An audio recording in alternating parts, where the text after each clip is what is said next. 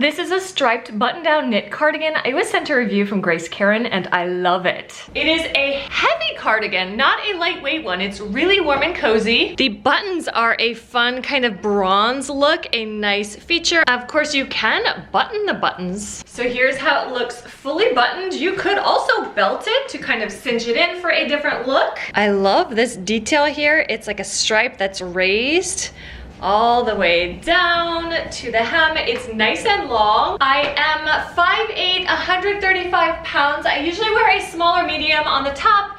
This is a medium. It's a bit big and baggy. So if you're going for that kind of oversized, really comfy casual look, true to size or size up. But if you want it fitted, I would say maybe size down, or if you're in between sizes, go with the smaller one. I love the collar and the cuffs, the cuff on the pockets, and the hem at the bottom. Those like nice big blocks of black are a really fun feature. It's made of 75% viscose, 25% polyester. It is machine washable, but not machine dryable. I'm really impressed with the quality of the material, the buttons, the stitching, the weight of the material, everything. Just really gorgeous, comfortable, and is so cute.